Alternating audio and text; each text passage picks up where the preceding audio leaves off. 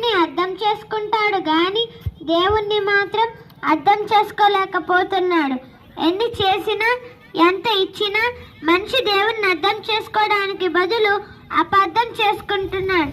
మనుషులు ఎక్కువగా గుట్కాలు, మత్తు పదార్థాలు, మత్తు పానీయాలు తిని తాగేవారిని మనం చూసినప్పుడు ఎందుకంటే వీటిని తిని ఆరోగ్యం పాడు చేసుకుంటున్నారు అని అడిగితే, బ్రదర్, దేవుడు సృష్టిలో అన్నీ పెట్టాడు కదా, తాగితే తప్పేముంది అంటాడు. అంటే వీడు దేవునికి కౌంటర్ వేస్తున్నాడు. మరి దేవుడు వేసే కౌంటర్ కూడా ఉంది, దాంతో వాడికి లేవడు. అది ఎలా ఉంటుందంటే, నాయన సృష్టిలో జీడిపప్పు పెట్టాను, గన్నేరు పప్పు పెట్టాను, మరి జీడిపప్పు ఎందుకు తింటున్నావు, గన్నేరు పప్పు ఎందుకు తినడం లేదు అని దేవుడు అడిగితే వాడేమైపోతాడండి? అందుకే దేవుని కౌంటర్ వేయాలని చూడకండి, మీరు ఎన్కౌంటర్ అయిపోతారు.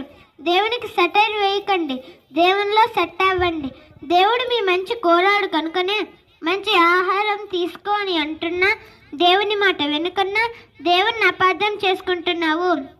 దేవుడు మనల్ని ప్రేమించి ఈ ప్రకృతినిచ్చి మనల్ని తన కోసం బతకమంటే దేవుణ్ణి మరిచి మనుషుల కోసం బతుకుతూ సృష్టికర్తకు బదులుగా సృష్టిని పూజిస్తూ దేవునికి దూరం అవుతున్నారు.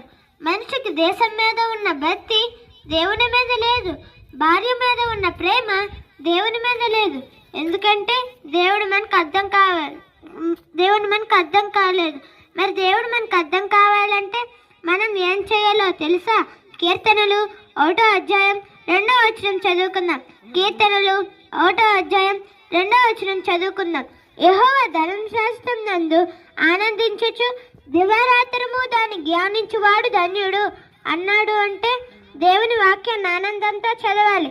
చాలా మంది బైబిల్ని అర్థం చేసుకోలేకపోతున్నారు. బైబిల్ చదువుతుంటే నిద్ర వస్తుంది అంటున్నారు. ఎందుకంటే లోకంలో ఉన్న చెత్తంతా మైండ్లో పెట్టుకొని బైబిల్ చదివితే బైబిల్ అర్థం కాదు. మంచి మనసు బైబిల్ దగ్గరకు వచ్చినట్లయితే దేవుడు మనకు అర్థమవుతాడు. దేవుడు అర్థమైతే మంచి మనిషిగా తీర్చిదిద్దబడతాం. కాబట్టి బైబిల్ని సరైన రీతిలో చదివి సరైన వాక్యాన్ని దేవుణ్ణి అర్థం చేసుకొని మీ జీవితాన్ని సెట్ చేసుకోవాలని కోరుకుంటున్నాను. అందరికీ వందనం.